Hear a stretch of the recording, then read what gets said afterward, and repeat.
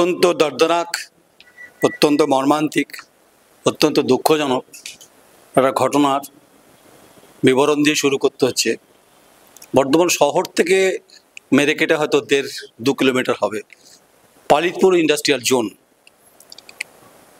NN ইস্পাত limited. সেখানে ইস্পাতের সঙ্গে যারা যুক্ত কাজকর্ম করেন শ্রমিক একজন মারা গেছেন, আহত হয়েছেন 12 থেকে 13 জন।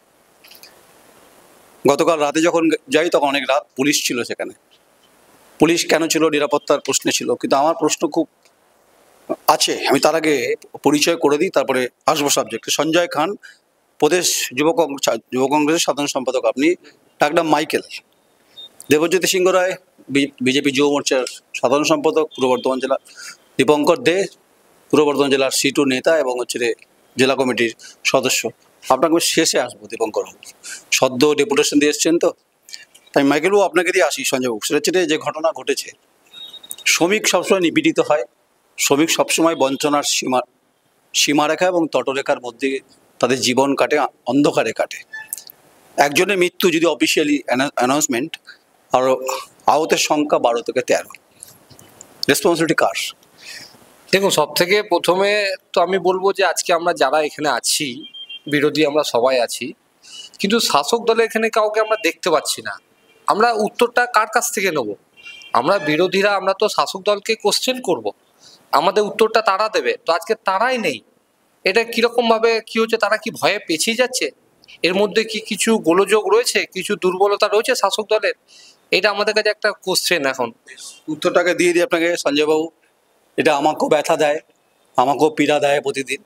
আমি প্রতিদিন সকালবেলায় উঠে অন্তত চেষ্টা করি ফুলমালা কিনতে। আমি ঠাকুরকে দিই তো, যে তৃণমূল কংগ্রেস যদি আসে অন্তত আমি একটা গোলাপ ফুল দিতেই পারতাম।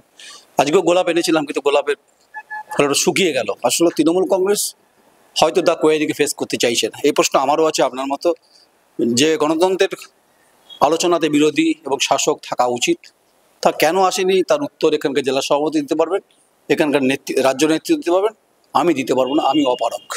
আসি সাবজেক্টে। যে ঘটনা ঘটেছে, মৃত্যু হয়েছে একটা, সংখ্যাটা আরও বলতে পারবো না আর কি চলছে ভেতরে। দগদগে ঘা, গোটা স্পঞ্জ আয়রন কারখানা ঘিরে পালিতপুরে ইন্ডাস্ট্রিয়াল সেক্টরে ব্যাপক অভিযোগ, লুটতরাজের অভিযোগ বিভিন্ন সময় আমার কানে এসছে। বিভিন্ন সিন্ডিকেটের প্রশ্ন বিভিন্ন সময় উঠছে। শাসক দল রাগ করবে তো শুনে আমার কথা, কিন্তু বাস্তব এটাই যে শ্রমিকের মৃত্যু হয়েছে। আর কতজনের এই ঘটনা ঘটবে আগামী দিনে, তার জন্য কি প্রিকশন আছে জানি না, তারা কি করবেন। আপনার কি মনে হয়, আপনি কংগ্রেসের যুব কংগ্রেস সাধারণ সম্পাদক, এই ঘটনাকে আপনি কিভাবে দেখছেন? দেখুন, প্রথম বর্ধমান থেকে কিছুটা দূরে পালিতপুর, সেখানে কৃষকদের কাছে জমি কিনে যারা আজকে বড় বড় শিল্প কারখানা, বড় বড় টাটা, জিন্দাল এবং বিভিন্ন যারা বড় বড় কোম্পানি ওখানে ইস্পাত কারখানা তৈরি করেছে, একদিকে ভালো করেছে কারণ কিছু কর্মসংস্থান হয়েছে। না, এখানে টাটা জিন্দাল আসেনি, এখানে অন্যান্য কোম্পানিরা এসছে। যাই হোক, বিভিন্ন বড় যারা এসছে, তো কিছু কর্মসংস্থান হয়েছে, সেটা যেমন একদিকে ভালো হয়েছে, কিন্তু অপরদিকে যারা শ্রমিকরা কাজ করতে হবে সেই কোম্পানিকে কিন্তু তাদের দায়িত্বটা নিতে হবে। আমি যেটুকু দেখলাম বা আমি যা সোশ্যাল মিডিয়ার মাধ্যমে যা দেখেছি, ওখানে অত বড় মেনস্ট্রিম মিডিয়া দেখেননি আপনি? না, দেখেছি, কিন্তু এর মধ্যে যেগুলো নেগেটিভ, যেগুলো আমার চোখে ভাসছে, এত বড় একটা লোহার কারখানা যেখানে লোহা গলানো হয় বলছে, মানে আপনি ভাবতে পারবেন না যে কতটা টেম্পারেচার হলে লোহা গলে। একটা জলকে বয়লিং করলে তাকে ট্রান্সমিশন করা এবং তার ফেজ করা, তারপর শ্রমিক সেখানে কাজ করবে, তাই তো? খুব সাংঘাতিক। ওইটাই তো আপনাকে বলতে চাইছি, ওখানে শিফটিং ডিউটি হয়, কন্টিনিউ করে ডিউটি করতে পারবে না, কিন্তু তাদের জন্য যে সুরক্ষা সেটা কিন্তু নেই। ওখানে অ্যাম্বুলেন্স থাকা দরকার, কন্টিনিউ থাকবে সেটা নেই। ওইটা বয়লারগুলো মাসে মাসে অথবা 6 মাস পর যেগুলো চেক করার বিষয়, সেইগুলো কোনোদিন হয় না, ওখানকার লেবাররা বলছে। আর ওখানে যারা কাজ করছে তারা তো প্রচুর অভিযোগ যে তাদের ঠিকভাবে শুধু আসে, টাকা নেয়, চলে যায়। এবার আমার কোশ্চেন হলো, এই যে বয়লারগুলো ঠিকঠাকভাবে কাজ করছে বা করছে না, কে দেখবে? সরকার নিশ্চয় দেখবে। তাহলে সরকারের কাছে একটা টিম ওদের করা উচিত। এই যে বড় বড় কোম্পানি, প্রাইভেট লিমিটেড যে বড় বড় কোম্পানি আছে, সেইগুলো বয়লার। কোন প্রাইভেট লিমিটেড বলছেন? ওখানে ইস্পাত কারখানা, মানে ইস্পাত কারখানা না, এখন তো বিরোধীরা বলছে অন্য প্রাইভেট লিমিটেড কোম্পানির কথা বলছি। এবার দেখুন ওখানে এনএন যে ইস্পাত কারখানা যেটা ঘটনা, আপনি ওই কারখানার কথাই বলছেন? কথা বলছি আমি, ওটা এনএন যেটা ঘটনা ঘটেছে সেটাই বলছি। তাহলে ওইগুলোকে তো কে ইনকোয়ারি করবে? আচ্ছা, এই জন্য তো সিপিএম দায়ী।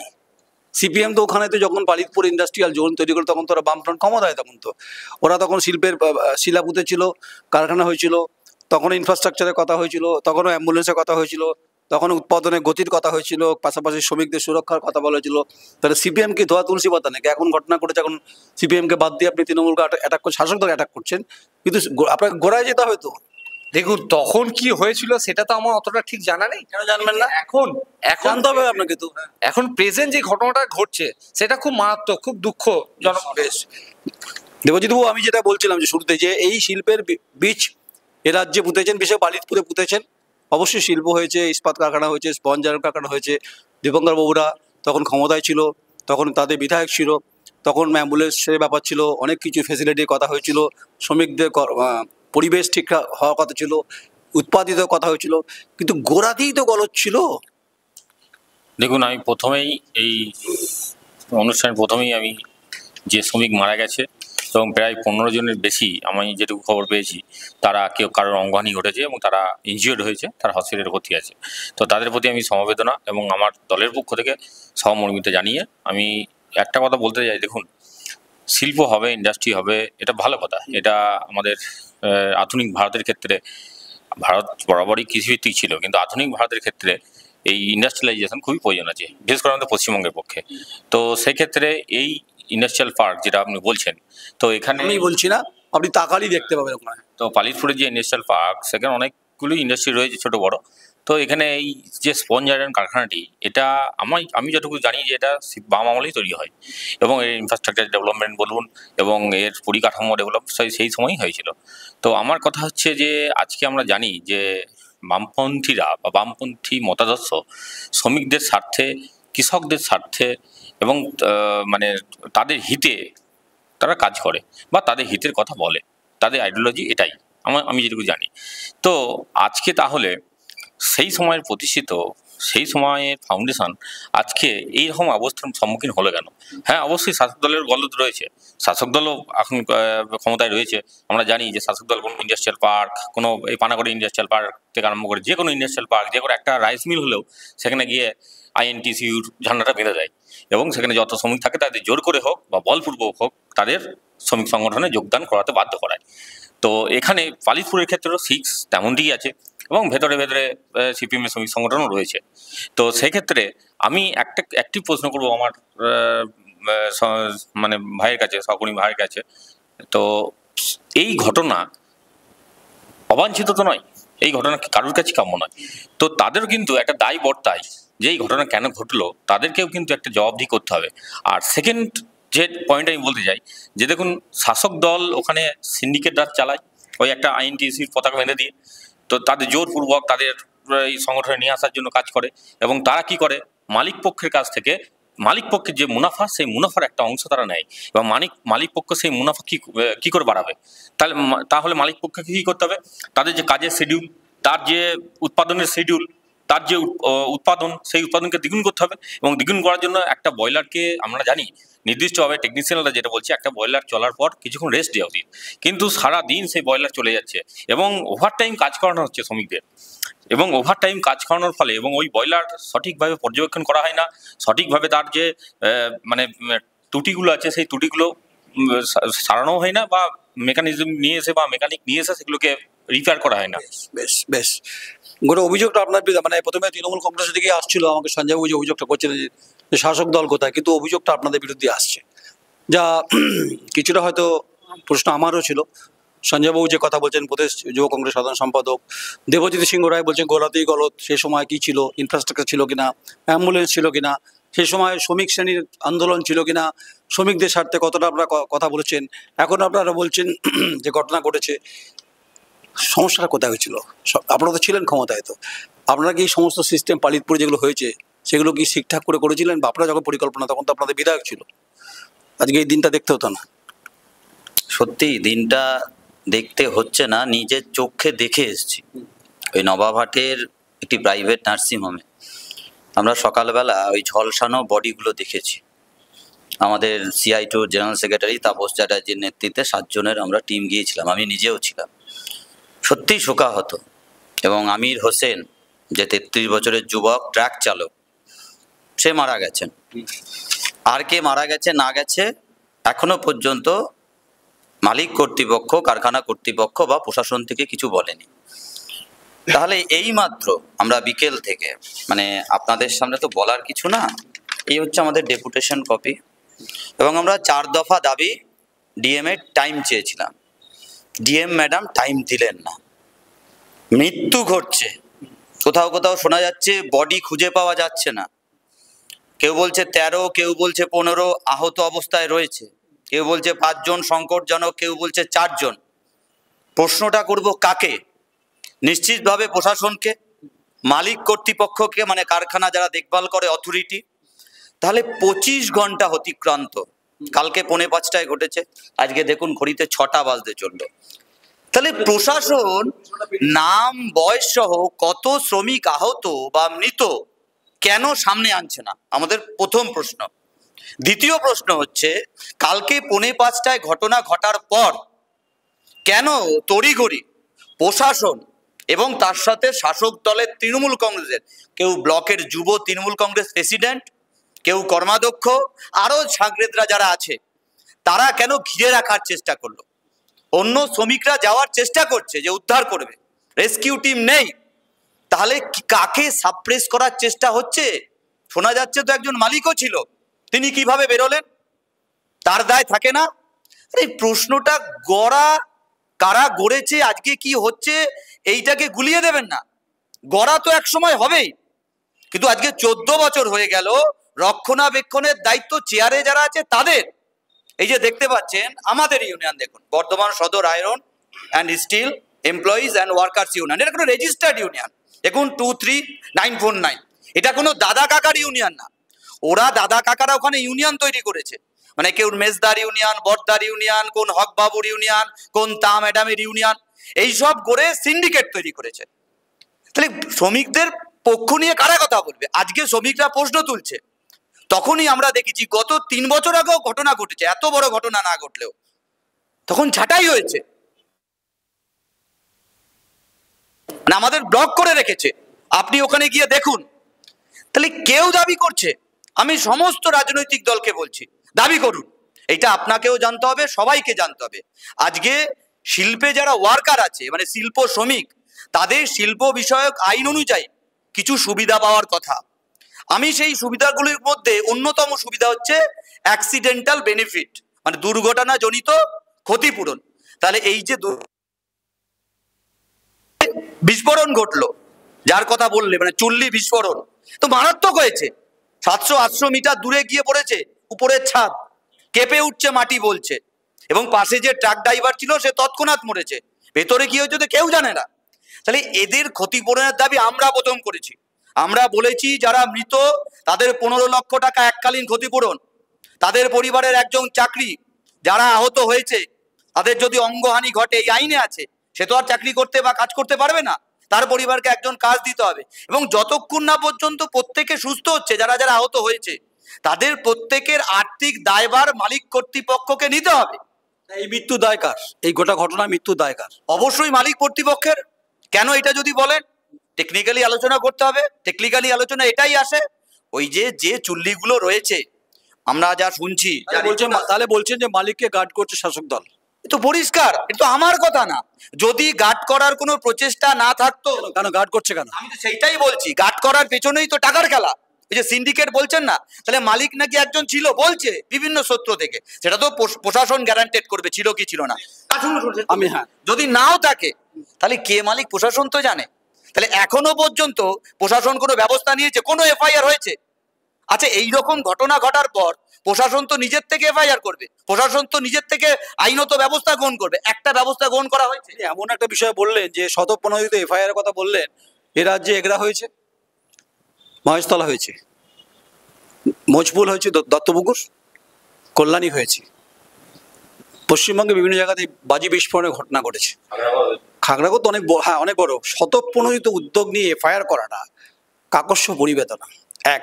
নাম্বার 2, সঞ্জয়বাবুকে আমি আসবো, আপনি বলছিলেন না যে যাওয়ার কথা, আমি আপনাকে শুরুতে বলছি, আপনারা বলছেন গড়ে একজন করে একজন, আপনারা গড়েছেন, কাজ করছে এখনকার শাসক দল বা পরিবেশ। রাত যখন 10:30 ঘড়ির কাঁটায় অন্ধকার, আমি কিন্তু সেখানে সংবাদ করেছি। অনেকে প্রশ্ন বলছে 5:30 ঘটেছে, 10:30 কেন? 10:30 তো খেলা হচ্ছিল, সেখানে পুলিশ, সেখানকার কিছু মাতব্বরই বলছি কার্যত দমিয়ে দেওয়ার চেষ্টা, এবং বলছে সংবাদ করা যাবে না, কিন্তু সংবাদটা করেছি। গন্ধ আমিও পেয়েছি, বা কী গন্ধ পেয়েছি সেটা আপনি নিজেও প্র্যাকটিক্যাল, আমিও প্র্যাকটিক্যাল, আর নিশ্চয়ই আমি খুব ধূপধুনোর শ্রম আইনে যে কথা বলা হচ্ছে, শ্রমিকের অধিকারের প্রশ্নে যে লড়াই বামপন্থীরা করছে, আপনারাও করছেন, দেবজ্যোতি বাবুরাও করছেন, ভারতীয় মজদুর সংঘ আছে ওদের, যেখানে অ্যাক্সিডেন্টাল বেনিফিটের কথা বলা হচ্ছে। বিং এ কংগ্রেসের, আপনি যুব কংগ্রেস সাধারণ সম্পাদক, আপনি বর্ধমান থেকে বিলং করেন, 1.5 কিলোমিটারের মধ্যে ঘটনা ঘটলো, শ্রমিক এবং শ্রমের মর্যাদার ক্ষেত্রে পশ্চিমবঙ্গের শ্রম দপ্তরের ভূমিকা কি, এবং এই যারা মারা গেল তাদের ক্ষতিপূরণের ব্যাপারে সরকারের কি ভূমিকা, আপনারা কোন মুভমেন্টে যাচ্ছেন, আপনারা কিভাবে, ওরা তো ডেপুটেশন দিয়েছে আজকে। না, এই ঘটনা যখন যাবো আপনার কাছে। ঘটনাটা যখন ঘটে, আমি অলরেডি কালকে আমি ছিলাম। আপনারা কি করছেন এই বিষয় নিয়ে জানতে চাইছে। ওরা যে প্রশ্নগুলো করেছে, অ্যাক্সিডেন্টাল বেনিফিট, 15 লক্ষ টাকা, একজনের চাকরি, ঝলসে যাওয়া দেহ, আপনারা প্রদেশ যুব কংগ্রেসের, আপনি সাধারণ সম্পাদক, বিগে কংগ্রেস লিডার, আপনারা কি করছেন? না, আমরাও সেম, যার মৃত্যু হয়েছে তার পরিবারকে তো ক্ষতিপূরণ দিতেই হবে। এটা অলরেডি আমি রাজ্য কংগ্রেসের কথাও কালকে বলেছি। ওনারা একটা ডেট দেবে, আমাকে বলেছে ওনারা, কে ডেট দেবে? আমার রাজ্য নেতৃত্ব আসবে, দিয়ে ফিল্ড ভিজিট করবে, যে মারা গেছে তার বাড়িও যাব বুধবুধে। আমির হোসেন বলে যে ব্যক্তি মারা গেছেন, তার বাড়িও আমরা যাব, আমরা ঠিক করেছি। তো আমরা অলরেডি আমাদের দাবি করেছি আমরা, যে ক্ষতিপূরণ তো দিতেই হবে এবং চাকরি দিতে হবে। কিন্তু সব থেকে বড় কথা, একটা ভিডিও খালি আমার চোখে ভাসছে, যখন ঘটনাটা ঘটেছে তার কিছুক্ষণ পরে দুটো ব্যক্তি চেয়ারে বসে আছে, এনএন যে ইস্পাত কারখানার মেন গেটের পাশে চেয়ারে বসে আছে। ওখানে একজন ব্যক্তি বলছে যে এখানে বাজার গরম করবেন না, যান। এটা কিরম কথা? একটা ঘটনা ঘটেছে, সেই ঘটনার পরিপ্রেক্ষিতে আশেপাশের লোকজন আসবে না দেখতে, উদ্ধার করতে, সাহায্য করতে, হেল্প করতে আসবে না? সে বলছে বাজার গরম করবেন না, আপনারা যান। পাশের ব্যক্তি বলছে যে ওনাকে আমি দেখেছি, কিন্তু ওনার পরিচয়টা আমি এখনো পেলাম না। ভিডিওটা যদি বলেন আমি দেখিয়ে দিচ্ছি, এখনই আমার কাছে আছে। উনি বলছেন যে উনি এই অঞ্চলের অঞ্চল সভাপতি, তাই ওনাকে উনি ডেকেছেন। আর তার কিছু সাগরেদ আমরা দেখেই বুঝতে পারছি, যারা মাসলম্যান, মানে বডিগার্ড, বাহুবলী যারা, তারা কিন্তু পাবলিকদেরকে তাড়াচ্ছেই হবে। এটা কিরম কথা? এটা আরেকটা কথা বলি, আমার খুবই আরেকটা খারাপ লাগলো, যে সংবাদ মাধ্যম যারা যে কোনো বিষয়ে মানুষের কাছে কিছু খবর তুলে ধরে, কি ঘটনা ঘটেছে, কি ঘটেনি, আমরা বাড়িতে আছি, রাস্তায় আছি, ঘাটে আছি, আমরা কিন্তু মোবাইল খুলে দেখতে পাই। কার মাধ্যমে? আপনাদের মাধ্যমে। তাদেরকে পর্যন্ত এখান থেকে ঘাট ধাক্কা দিয়ে সংবাদ মাধ্যমকে তাড়িয়ে দিচ্ছে। এটা কোন রাজ্যে আমরা বাস করছি? কি হচ্ছে? কি লোকাতে চাইছে? কি গোপন করতে চাইছে? কি সেটিং, আমরা কিছু বুঝতে পারছি না। সঞ্জয়বাবু, আপনাকে আমি চ্যালেঞ্জ করে বলছি, এই স্টুডিওতে প্রত্যেকটি পলিটিক্যাল পার্টি রয়েছে, আমি প্রত্যেকটি পলিটিক্যাল সিস্টেমকে আমি খুব শ্রদ্ধা করি। যদি দম থাকে, বুকের খাঁচার দম থাকে, যদি আমি কথাটা বলি, প্রায় সে মালিক কর্তৃপক্ষ হোক বা শাসক দল, যদি আমাকে তাড়িয়ে দেখায় একবার, তাহলে বুঝবো যে আমার সাংবাদিকতা করা বৃথা। কারণ আমি রাত্রি 11টা পর্যন্ত ছিলাম, আর বডি লুকোনোর গল্প আমার জানা আছে। খাগড়াগড় থেকে শুরু করে মোচপুল থেকে এগরা, অনেক ঘটনা আমি সাক্ষী। তাই ঘাট ধাক্কা আমি খাইনি এখন অব্দি। রক্তাক্ত হয়েছি, ঘাট ধাক্কা খাইনি। দম থাকলে ঘাট ধাক্কা দেবে। আর দেবজিৎ বাবু, আমি যেটা আসছিলাম, যে শ্রমিকের আইন তো আছেই, শ্রমিকের মর্যাদা, শ্রমিকের জন্যই তো আমরা উৎপাদিত দ্রব্য বলুন, ফসল বলুন, কৃষি বলুন, শিল্প বলুন, সব ক্ষেত্রে গুরুত্বপূর্ণ ভূমিকা রয়েছে। আপনারা এই ক্ষমতায় আসার জন্য এখন ব্যাপক লড়াই শুরু করেছে। 26শে বিধানসভাতেই আমি আসছি। সম্পর্ক আছে তো, আপনাদের নেতা তো বলছেন রাজ্য জুড়ে, শাসক দলের বিরুদ্ধেই তো বলছেন। বিজেপি যুব মোর্চার সাধারণ সম্পাদক দেবজ্যোতি সিংহ রায়, পালিপুরে যে ঘটনা ঘটলো, এটা কার রেসপন্সিবিলিটি, প্রশাসনের কি ভূমিকা, এবং ওখানকার শাসক দলের কি ভূমিকা? আপনি নেতা হিসাবে, আপনি বিজেপি যুব মোর্চার সভাপতি, সাধারণ সম্পাদক, আপনার কি ভূমিকা, আপনার দলের কি ভূমিকা? দেখুন, পশ্চিমবঙ্গের ক্ষেত্রে এটা দুর্ভাগ্য যে সারা ভারতবর্ষে যে সমস্ত ইন্ডাস্ট্রিয়াল বেল্টগুলো আছে, ফুড, লেবার ল, শ্রমিকদের হেলথের জন্য বিভিন্ন রকম স্কিম, হ্যাঁ, আইএসআইয়ের বিভিন্ন রকম স্কিম, সেগুলোকে সঠিকভাবে সুচারুভাবে আগে দেখা হয়। দেখার পর সেই ইন্ডাস্ট্রিকে বা সেই দেখা আদৌ হয় আপনার মনে হয়? বলছি, দেখার পর কিন্তু তাদেরকে লাইসেন্স দেওয়া হয় বা লাইসেন্স প্রাপ্ত করা হয়। ফিটনেসের ব্যাপার থাকে, উপযুক্ত কিনা, এখানে মৃত্যু হয়েছে, পরিবেশ আছে কিনা কাজ করার মতো, সেখানে লেবাররা মানে সুচারুভাবে কাজ করতে পারবে কিনা, এগুলো দেখা হয়। কিন্তু এখানে আমার একটা কথা হচ্ছে, এখানে প্রথম হচ্ছে তো সিন্ডিকেট রাজ, সিন্ডিকেট তো চালানো হয় এবং মালিক তো আর নিজের পকেট থেকে সিন্ডিকেটকে পয়সা দেবে না। তাহলে সিন্ডিকেটকে পয়সা দিতে গিয়ে মালিকদের টু সাম এক্সটেন্ট তাদেরকে কিন্তু মুনাফা বাড়াতে হবে। এবার মুনাফা বাড়ানোর সিস্টেম কি আছে? শ্রমিকদের কাছ থেকে এক্সপ্লয়টেশন করো, শ্রমিকদের বেশিক্ষণ টাইমে খাটাও, এবং সেই বয়লারকে, যে বয়লারের সাইন্টিফিক নিয়ম হচ্ছে সেই বয়লার 6 ঘন্টা 7 ঘন্টা বেশি চালানো যায় না, সেই বয়লারকে 15 ঘন্টা 16 ঘন্টা চালানো হচ্ছে। এবং সেখানে শ্রমিকদের তো একরকম এক্সপ্লয়টেশন করা হচ্ছে, এটা তো আমরা দেখতেই পাচ্ছি, সারা পশ্চিমবঙ্গ জুড়েই দেখতে পাচ্ছি। একটা আইএনটিসি ফ্ল্যাগ লাগিয়ে দিচ্ছে, লাগিয়ে তাদের জোর করে বিএমএস যেখানে যেখানে আছেন, আপনারা যেখানে যেখানে আছেন ভারতীয় মজদুর সংঘ, সেখানেও আপনারা করেন। শ্রমিকদের নিয়ে রাজনীতি, দেখুন একটা নিয়ে রাজনীতি, দেবজিৎ বাবু, শ্রমিকদের নিয়ে সপ্তাহে রুটি প্রত্যেকে সেকেন্ড, কেউ উনুনে সেকেন্ড, কেউ হিটারে সেকেন্ড, পার্থক্য করে জায়গা। দেখুন পুঁজিবাদী কাঠামোর একটা নিয়ম হচ্ছে তার পুঁজিকে ফ্লোরাইজ করা, এবং পুঁজিকে ফ্লোরাইজ করতে গেলে ম্যান পাওয়ার দরকার আছে, তার সঙ্গে টেকনিক্যাল পাওয়ার দরকার আছে। আজকে মডার্ন ইন্ডাস্ট্রিয়ালাইজেশনের যুগে আজকে যেমন মেশিনপত্র লাগানোর ফলে মানুষকে ব্যবহার করার শক্তি কমেছে, আজকে কম মানুষে বেশি মেশিনপত্র দিয়ে বেশি টেকনিক্যাল বেনিফিট দিয়ে আজকে উৎপাদন করা হচ্ছে। তো সেই জায়গায় কিছু মানে শ্রমিকদের ছাঁটা হবে, এটা মানে নিয়মের মধ্যেই পড়ে।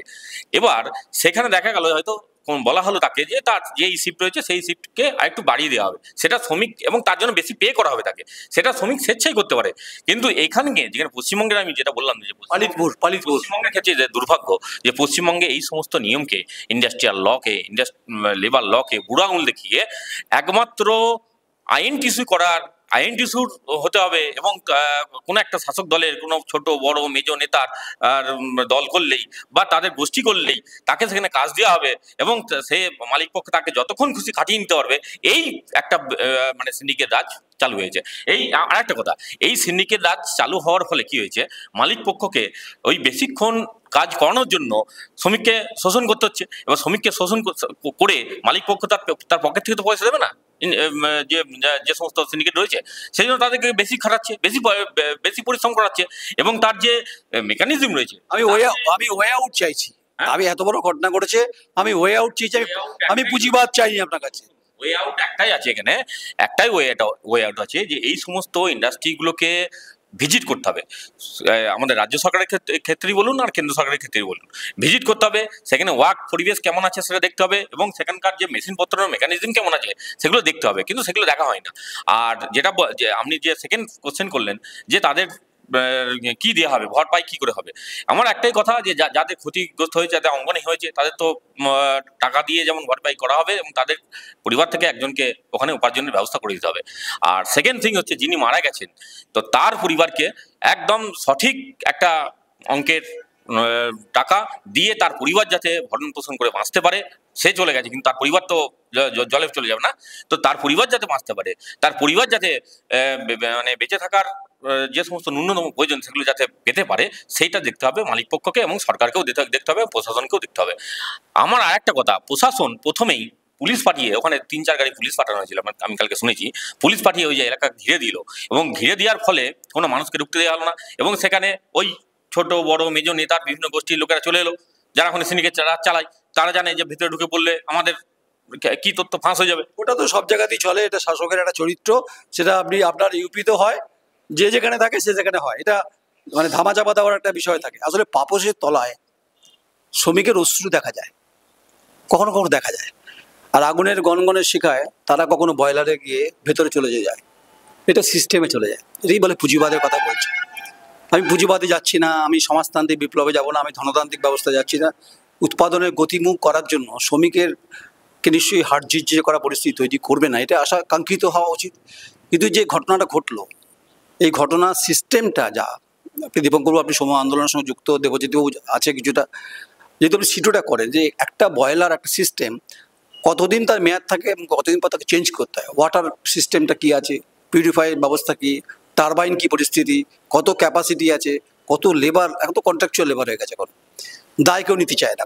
আমার প্রশ্ন হচ্ছে যে তাহলে এই শ্রমিকরা কেন পরিস্থিতির শিকার হচ্ছে, হু ইজ দ্য রেসপন্সিবল? দেখুন, আমি ওই তৃণমূল বিজেপির মতো শ্রমিকদের মৃত্যু নিয়ে জনপ্রিয়তা অর্জন করতে চাই না, এবং আমাদের সেটা কাজও না। ফলে জনপ্রিয়গুলো কথা বলা এখানে আমার উদ্দেশ্য না, মূল পয়েন্টে ঢুকতে হবে, যেটা আপনি বলছিলেন। মানে ভাষা ভাষা কিছু বলে দিয়ে দায় এড়াবো এবং সবটাই অন্যের ঘাড়ে ছেড়ে দেবো, এইটা হয় না। এবার আপনি বলছিলেন না, যা শোনা যাচ্ছে যে চুল্লিটা চলছিল সেখানে যা শোনা যাচ্ছে, আমরা তো কেউ স্পটে ছিলাম, আমরা তো ভেতর ঢুকিও নি। কেউ বলছে 15 থেকে 20 জন, কেউ থেকে 20 থেকে 22 জন, এবং তারা ওই স্ক্যাপ গুলো, মানে যে লোহার যে বাটগুলো, ছাদ লোহাগুলো, সেগুলো হচ্ছে ওখানে ঢালছিল। এবং তখনই হচ্ছে বয়লার বা ভাটি কখন এইভাবে ফেটে যেতে পারে। তাহলে এখানেই প্রশ্ন, ওই যে শিল্প বিষয়ক আইন বললো না, এবং সেখানে সব থেকে গুরুত্বপূর্ণ বিষয় যেটা বিজেপি তার হাত ঝেড়ে ফেলতে পারে না, কারণ এই আইন কেন্দ্রীয়ভাবে কার্যত কার্যকরী করার দায়িত্ব কেন্দ্রীয় সরকারের, এবং রাজ্যগুলোকে ইমপ্লিমেন্ট হচ্ছে কিনা তাদেরও এটা অবজার্ভ করা উচিত এবং মনিটরিং করা উচিত। ফলে কখন ওইটা ব্লাস্ট হতে পারে, নিশ্চিতভাবে রক্ষণাবেক্ষণের অভাব হলে। তাহলে রক্ষণাবেক্ষণের অভাব ছিল বলেই মনে হচ্ছে। এবং ওই যে চুল্লিগুলো থাকে, ভাটিগুলো থাকে, এবং 5টা না 6টা ভাটি ছিল শ্রমিকদের মারফত যা জানা যাচ্ছে, এবং সেগুলো যাতে একটানা না চলে, মাঝে মাঝে বিরতি দিয়ে, মানে একটানা না চালিয়ে ঘুরিয়ে ফিরিয়ে চালানো হয়। তাহলে কোথাও শোনা যাচ্ছে যে 14 ঘন্টা 15 ঘন্টা, কোথাও 24 ঘন্টাও টানা চালাচ্ছে, এবং তার সঙ্গে কোথাও দাহ্য পদার্থ যদি টাচ লেগে যায় তাহলে তো বিস্ফোরণ ঘটবেই। তাহলে এত বড় বিস্ফোরণ ঘটলে যে কথাটা প্রশাসন বা বিস্ফোরণের কথা বললে আমি টাচ করি আপনাকে, তাহলে আপনারা কি উচ্চ পর্যায়ে তদন্ত চাইছেন? বিস্ফোরণের কথা আপনি বলছেন যখন, অবশ্যই তো বিস্ফোরণ ঘটেছে, ভাটির তো বিস্ফোরণই ঘটেছে, এবং বিস্ফোরণ ঘটেছে বলে 15 থাক 20 থাক বা 20 থাক 22 থাক, মনে হয় না একজন মরবে। এত তীব্রতা থাকলে কতজন ভেতরে ঢুকে যেতে পারে একটা অনুমান করা যায়। তাহলে বডিগুলো কোথায়, এইটা উত্তর দেবে না তৃণমূল কংগ্রেস, বিজেপি দায় নেবে না। সেকেন্ড কোয়েশ্চেন, যেটা খুব গুরুত্বপূর্ণ, এই যে লেবার লয়ের কথা বললো, এই যে শিল্প বিষয়ক আইনের কথা বললো, আমি জানি আজকে তো এই উত্তর দিতে হবে বিজেপিকে। আজকে শ্রম আইন সংশোধন করা হয়েছে, আপনি কি জানেন? শ্রম আইন ছিল 29টা, যেটাকে 4টে শ্রম কোডে পরিণত করা হয়েছে। ফলে এই যে বলছে না, এখানে বিজেপির প্রতিনিধি বলছে 8 ঘন্টা কাজের দাবি, অথচ আইনে বলছে ততক্ষণ খুঁজি কাটিয়ে নাও। তাহলে আইনটা তো জানতে হবে। তাহলে একই সরকার, তার দলীয় লোকেরা বলছে 8 ঘন্টা, অথচ সরকার পলিসি তৈরি করছে যতক্ষণ খুঁটি ততক্ষণ খাটাও। ধরুন একটা, হ্যাঁ শেষ করতে দেবে না না না না শেষ করতে দেবে। একজন শ্রমিক হতে পারে না, আপনাদের বিরুদ্ধে অভিযোগ না, আইনটা জানতে হবে। একজন শ্রমিক যদি 8টায় কাজে যায়, সে ধরবে যে বিকেল 4টে পর্যন্ত কাজ করবে, তাকে 600 500 যাই মজুরি দিক নির্দিষ্ট করতে হবে। তাকে 2 ঘন্টা কাজ করিয়ে দিয়ে, হাফবেলা কাজ করিয়ে দিয়ে, মাঝপথে ফিরিয়ে এনে পকেটে 200 টাকা গুঁজে দেবে, তারপরের সময়টা কিভাবে অতিবাহিত হবে? কিভাবে? এই প্রশ্ন তো এটা তো সেই লেবার স্বেচ্ছাই করছে, এটা জোরপূর্বক নয় তো। আজকে কন্ট্রাকচুয়াল শব্দটা আজকে প্রচলিত হয়ে গেছে কেন? এই সরকার এই যে বলছে না, নিজেরাই বলছে পুঁজিবাদী সিস্টেমকে এরা প্রমোট করে। পুঁজিবাদী সিস্টেমের এইটাই তো পরিণতি, এই যে কন্ট্রাকচুয়াল কাজের কোনো গ্যারান্টি নেই। শুনে রেখে দিন, এই ধরনের ইস্পাত মানে স্পঞ্জ আয়রন কারখানাগুলিতে যারা একটু প্রতিবাদ করেছে, কেউ বলেছে ফায়ার এক্সটিংগুইশ লাগবে, কেউ বলেছে পরিকাঠামো ঠিক হচ্ছে না, কেউ বলছে শিফটিং এর ডিউটি নিয়ে সমস্যা আছে, কেউ বলছে সিন্ডিকেট চলছে, এই নানান প্রক্রিয়ার মধ্যে দিয়ে যখন কেউ প্রতিবাদ করছে, জেনে রেখে দিন ছাঁটাই হয়েছে। তাহলে ছাঁটাই করা যায় যদি একটা পাকাপোক্ত আইন থাকে, যে আইনের কথা আমরা বলি, এই যে কন্ট্রাকচুয়াল হলে তো যখন খুশি ঘাট ধাক্কা দিয়ে বার করে দেবে, সেই পথটা তো এরা তৈরি করে দিয়েছে। অবশ্যই কেন্দ্র রাজ্য দুটো সরকার, এবং এই যে শ্রম কোড নিয়ে এসছে, যার জন্য আপনারা তৈরি করেছেন। না না, দেখুন এটা পুরোপুরি মানে একদম এটা অন্যদিকে ঘোরানো হচ্ছে। আমরা দেখুন কারা করবে, সেন্ট্রাল সব রকম ব্যবস্থা করে দিয়েছে, সেটাকে ইমপ্লিমেন্ট কে করবে? ইমপ্লিমেন্ট করার আগে এই শ্রমিকদের কি হবে? এই শ্রমিকগুলো আমি তো প্রথমেই বললাম ওই জন্য যে পশ্চিমবঙ্গের ক্ষেত্রে দুর্ভাগ্য যে পশ্চিমবঙ্গে এইসব কিছু মানা হয় না। সময় পরিবর্তন, এটা নতুন নয়, এর আগেও বিগত 2-3 বছর ধরে এরকম ঘটনা ঘটেছে। তাহলে প্রত্যেক বছরে ঘটছে, তাহলে ড্রাইভারটা মালিক কর্তৃপক্ষ সরকারকে নিতে হবে তো, যারা এর মধ্যে এরকম ঘুরেছে ঘটনাটা, এর আগেও আসবো। গুরুত্বপূর্ণ, যেহেতু আজকে আমি শেষ করবো, এটা জানতে হবে, এটা সবাইকে জানতে হবে, এবং যেহেতু মারা গেছে, আহত হয়েছে, জেনে রেখে দিন সোশ্যাল সিকিউরিটি মানে শ্রমিকের সামাজিক সুরক্ষা, আইনত তো এটা। এবার শোনা যাচ্ছে ওখানে অনেকের নেই, আমি সেই প্রশ্ন গেলাম না, আমি ধরে নিই আছে। যদি থাকে তাহলে তাদের পিএফ থাকবে, গ্র্যাচুইটি থাকবে, প্রভিডেন্ট ফান্ড থাকবে, আপনি জানেন, ইএসআই থাকবে, এগুলো আপনি জানেন। যদি থাকে তাহলে তার অধিকার বুঝিয়ে দিতে হবে, মালিক কর্তৃপক্ষকে, লেবার ডিপার্টমেন্টকে। আর যদি না থাকে তাহলে জেনে রেখে দিন, লেবার ডিপার্টমেন্টকে, প্রশাসনকে মালিক কর্তৃপক্ষের বিরুদ্ধে অভিযোগ জানাতে হবে, অভিযোগ করতে হবে। তাহলে আজকে যদি যে মারা গেছে বা যারা আহত হয়েছে যদি তদন্তে আসে, আমাদের কাছে খবর আছে, শুনতে পাচ্ছি, কন্ট্রাকচুয়াল তো কি দেবো না দেবো কোনো ব্যাপার না, যখন খুশি নেবো, যখন খুশি ঘাট থেকে নামিয়ে ফেলবো। তাহলে এই যে পিএফ, সামাজিক সুরক্ষা, এই যে গ্র্যাচুইটি, এই যে প্রভিডেন্ট ফান্ড, এই সোশ্যাল সিকিউরিটি, এই শ্রম কোডে বিজেপি যেটা নিয়ে এসছে সেটা কোনো মান্যতার জায়গায় নেই, সেটা গ্যারান্টেড করতে পারছে না, কাজের সময় গ্যারান্টেড করতে পারছে না।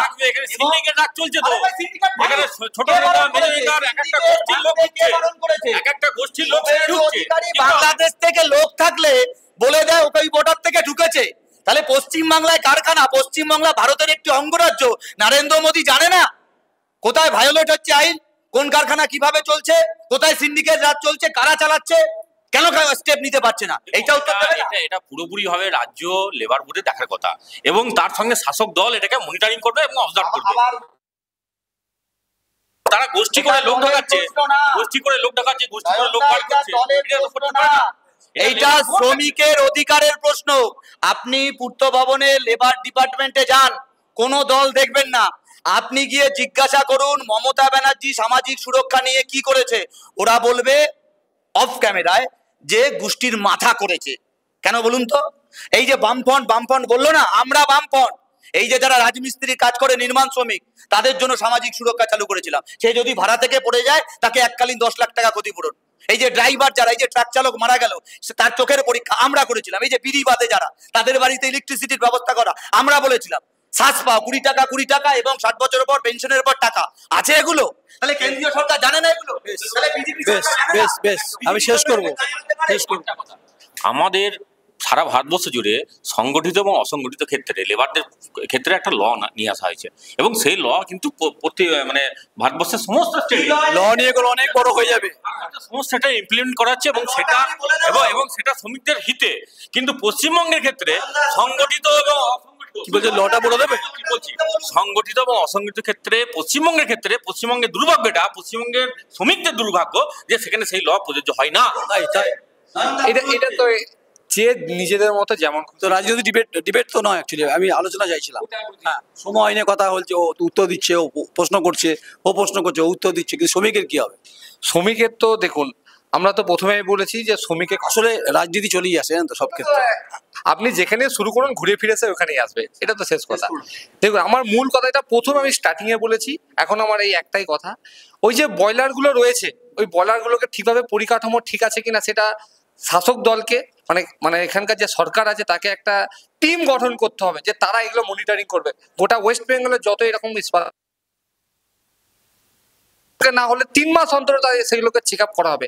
আমার তো মনে হয় জবে কারখানাটা হয়েছে তখন থেকে মনে হয় বয়লার চলছে, জীবনে কেউ চেকই করে না মনে হয়, তবে এই ঘটনাটা ঘটেছে। আপনি খবর নেবেন, বিগত 2-3 বছর এরকম একটা ঘটনা ওই পালিতপুরেই ঘটেছে, ওখানে এর থেকে বেশি সংখ্যক মানুষ মারা গেছে। আমার কাছে দুঃখজনক। আমি শেষ করবো, দীপঙ্কর বাবু আপনাকে দিয়ে, আমি আলোচনা দীর্ঘায়িত করতে চাইছি না। হ্যাঁ, আমি খুব গুরুত্বপূর্ণ দিকেই দৃষ্টি নিক্ষেপ করতে চাইছি। এই যে বিজেপির প্রতিনিধি বললো না, এরা কি জানে যে কোন কোডগুলো নিয়ে এসছে? আমি আবার বলছি, 29টা আইনকে 4টে শ্রম কোডে পরিণত করেছে। প্রথম কোড হচ্ছে কোড অন মিনিমাম ওয়েজ, মানে ন্যূনতম মজুরি। তাহলে শ্রমিক সংগঠিত হোক অসংগঠিত হোক একটা মিনিমাম ওয়েজ হবে। সেই মিনিমাম ওয়েজ কত হবে এখনো কোডে নেই, এটা বুঝতে হবে আপনাকে। কেন নেই? বাংলাতে 370 টাকা পাচ্ছে একটা রাজমিস্ত্রি, কেরলে গিয়ে পাচ্ছে 670 টাকা। তাই বাংলা থেকে কেরলে কাজ করতে, কেরলে কাজ সরকার, বাংলায় কাজ সরকার, আমি তুলনা করছি না, কিন্তু পাচ্ছে একই দেশে। তাহলে মোদি কি ঘুমোচ্ছে? এটা উত্তর দিতে হবে। সেকেন্ড কি, ইন্ডাস্ট্রিয়াল রিলেশনশিপ কোড, এই যে যারা শিল্পের ক্ষেত্রে কাজ করে, এই যে প্রশ্নগুলো আলোচনা হচ্ছিল না, সোশ্যাল সিকিউরিটি, রক্ষণাবেক্ষণ, এই সিন্ডিকেট রাজ কিভাবে খতম করুন, ওইখানে এই কথাগুলো বলা আছে। তাহলে এই রাজ্যে কেন ইমপ্লিমেন্ট হবে না? কেন কার্যকরী করার জন্য সেন্ট্রাল ইন্সপেকশন টিম আসবে না? আসতেই পারে। কথায় কথা তো ওই ওদের বলেন এটা কি শব্দ আছে, ফ্যাক্ট ফাইন্ডিং টিম না কি ফাইন্ডিং টিম আছে না বিজেপি, ওই ফ্যাক্ট না ফ্যাক্টটা কি রিয়েল ফ্যাক্ট, এরা ভুল বলছে, এরাই ভুল বলছে। ফ্যাক্ট ফাইন্ডিং টিম, ওরা ফাইন্ড করুক না গিয়ে কি ফ্যাক্টটা করেছে। 3 নম্বর কি আছে সেটাও তো এদের জানতে হবে, সোশ্যাল সিকিউরিটি অ্যাক্ট, যেটা code on social security. Social সিকিউরিটির প্রশ্নেই ওই ইএসআই, পিএফ এইগুলো আসে। এই প্রশ্ন এরা কি যত্নবান? ভাষা ভাষা বলে দেবো ওখানে মন্দির ওখানে মসজিদ, না না না না না, মন্দির মসজিদে শ্রমিকদের ভাগ করা যাবে না, সুরক্ষার এই আলোচনা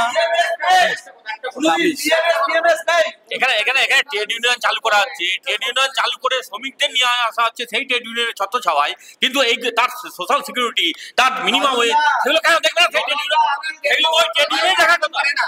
এই ঘটনায় এই যে বিজেপি যে কেন্দ্রীয় সরকারও ঘটনা এড়াতে পারে না, এটা উভয়কেই দোষী, কেন্দ্রীয় সরকার এবং রাজ্য সরকার দুজনে দোষী, কেউ কারো দায় এড়াতে পারবে না। দেখান আপনি তৈরি করা যায় না, এটা চায়ের দোকানে ঠেক না। ট্রেড ইউনিয়ন তৈরি করতে গেলে এই যে দেখতে পাচ্ছেন রেজিস্ট্রেশন নাম্বারটা লাগে, আমাদের রেজিস্ট্রেশন নাম্বার 23949, কি আমাদের union Bardhaman Sadar iron and steel workers and employees union. এইটা আমরা সরকারের কাছ থেকে এবং আমাদের সংগঠন সিটু দুজনের অনুমোদিত, ফলে রাজ্য সরকারও আমাদের এই ইউনিয়নকে মান্যতা দিতে বাধ্য, কেন্দ্রীয় সরকারও, কেননা আমরাও তাদের রিটার্ন জমা দিই, যা আমরা কালেকশন করি মানে শ্রমিকদের কাছ থেকে চাঁদা নিই মেম্বারশিপ বাবদ, সেটা রিটার্ন করি। ফলে আমাদের কোনো দাদা কাকার ইউনিয়ন না। তাহলে বিজেপি জানে, তৃণমূল জানে, কেন চুপ করে বসে আছে? আপনি আমাকে যে নাম্বারটা দেখালেন রেজিস্ট্রেশন নাম্বার, আমার প্রশ্ন, আমি আমি আমি আমি আমার কথা হচ্ছে, আমার আমার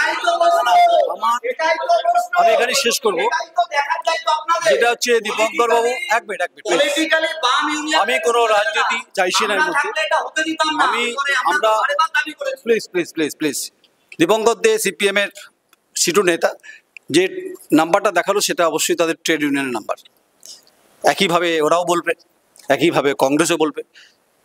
তাদের শ্রমিক যারা শ্রমটা দেয় তারা কি রেজিস্ট্রেশন নাম্বারটা বোঝে? বোঝে কম। এটা গেল এক। আমি আমি আমি আমি ডিবেটে যাব না। সত্তায় যারা যারা আসে রুটি সবাই শেখে, জানেন তো, কোনো রুটি নরম হয়, কোনো রুটি গরম হয়। আর একটা ভাষা দীপঙ্কর বাবুর কাছে আশা করিনি, অন্তত যেহেতু বামপন্থী আন্দোলনের সঙ্গে তারা যুক্ত, শব্দ চয়নের ক্ষেত্রে একটু সংশোধন হওয়ার চেষ্টা করবেন প্লিজ, কারণ যেহেতু আমরা বহুত্ববাদে ভারতবর্ষে বাস করি এবং আমাকে তো পছন্দ করেন অনেকেই, তো আশা করবো আপনার কাছে, আপনি যত ভালো বলেন, ভালো নেতা, আগামী দিনের আপনার উজ্জ্বল ভবিষ্যৎ রয়েছে। আমার শুভকামনা, আমার শুভকামনা রইল আপনাকে। আমি আমি আমি আমি বলি আমি বলি আপনাকে, আমি ঝলসানো রুটি পূর্ণিমার চাঁদ নিয়ে আলোচনা করতে আসিনি। এগুলা যেটা ঘটেছে, আমি কখনো মজপুল হোক গাড়ি ছাদের কর্নারে কার্যত বডি ঝুলতে দেখেছি। প্লিজ আমাকে এগুলো শেখাবেন না। আমার 28-29 বছর চুল পেকে গেছে, অনেকে হয়তো জানেন আমার সম্পর্কে, কিন্তু শ্রমিকের যে কান্না, কথায় কথায় কবি সুকান্তের লাইনটাই উঠে আসে, পূর্ণিমার চাঁদ যেন ঝলসানোটি, শুনতে ভালো লাগে। প্রশ্ন করছিলেন সোশ্যাল মিডিয়াতে, আমার আজকে একটা কথা বলার আছে। সোশ্যাল মিডিয়া হচ্ছে এমন একটা বিষয় যা আপনার স্বতন্ত্র ঘটনাগুলোকে সামনে আনতে পারে, যেটা মেন স্ট্রিম পারে না, তাদের দায়বদ্ধতা রয়েছে। সোশ্যাল মিডিয়ার সব খবর ফেক, এটাও ভুল। দীর্ঘ 25-26 বছর কাজ করার পর ফেক নিউজ করবো, এটা হতে পারে না। তাই যে যত বড়ই নেতা হোক না কেন, যতই আমোক অন্ধকার বা অমানিসা থাক না কেন, আমি নয়ন রায়কে আমি চেষ্টা করি কাজটা করার। তাই গতকাল আমি দেখেছি, যখন পুলিশের ভূমিকা দেখেছি, আর ঝলসানোর বডির কথা বলছি, আমি খাগড়াগড় দেখেছি, দেবজিৎবাবু দেখেছি, সবাই দেখেছি। আমরা যে শ্রম যাদের উপর নির্ভর করে উৎপাদ তৈরি হয়, তাদের নিয়ে যেন ছিনিমিনি না খেলা হয়। যেই থাক, কেন্দ্রে যেই থাক, রাজ্যে যেই থাক, আলটিমেট আমি শেষ করে দেবো। সেটা হচ্ছে, কারণ আলোচনা যত করবেন তত দীর্ঘায়িত হবে। সব দলের আমি সব জায়গায় সব ইউনিয়ন সব দলেরই লোক আছে। আমরা ওই আমির হোসেন যিনি মারা গেছেন শ্রমিক, তার জন্য অন্তত 1 মিনিট নীরবতা পালন করে শেষ করি, এটা একটা আমার অনুরোধ। এটা আমি জানি না কোনোদিন আজ পর্যন্ত মিডিয়া হাউসে হয়েছে কিনা, এটা মানে আমি এটা না, এটার ব্যাপারে কতগুলো প্রোটোকল আছে। মানে গণতান্ত্রিক পদ্ধতিতে ফোর্থ পিলার কখনোই নেশনের কাছে ঝুঁকতে পারে। আমি আপনাকে আমি আপনাকে বলি, আমাকে যদি রাষ্ট্রীয় কোনো ব্যবস্থার ক্ষেত্রে ঘটনা বলেন, আমি 1 মিনিট নিরাপত্তা পালন করতেই পারি, কিন্তু কোনো শ্রমিকের মৃত্যু দর্দনাক, আমি সেখানে আমার স্টুডিওতে দাঁড়িয়ে আমি শোক প্রস্তাব পাঠ করতে পারি না বা শোক করতে পারি না। আর জাতীয় সঙ্গীতের আমি মাথা নিচু করি অন্ত শুনবো, মাফ করবেন আমাকে। সিস্টেমের ব্যাপার থাকে তো, এগুলো রীতিনীতি থেকে আমার শ্রমিকের প্রতি আমারও দরদ আছে, কান্না থাকবে, সঙ্গে থাকুন। তাই দেবজ্যোতি বাবু এবং হচ্ছে দীপঙ্কর বাবু এবং হচ্ছে সঞ্জয় বাবু, এদের প্রত্যেকের পরিচয় হচ্ছে সঞ্জয় খান, তিনি প্রদেশ যুব কংগ্রেস সাধারণ সম্পাদক, প্রথমবার এসছেন, আপনাকে অভিনন্দন। দেবজ্যোতি সিংহ রায় বিজেপি যুব মোর্চার সাধারণ সম্পাদক, গলদঘাম পরিস্থিতি, অনেক ধন্যবাদ আপনাকে। দীপঙ্কর দে সিটু নেতা, কিন্তু তার শেষ অংশটা, পংক্তি লাইনটা আমি রাখতে পারলাম না, মার্জনা করবে। নমস্কার, নয়ন রায়।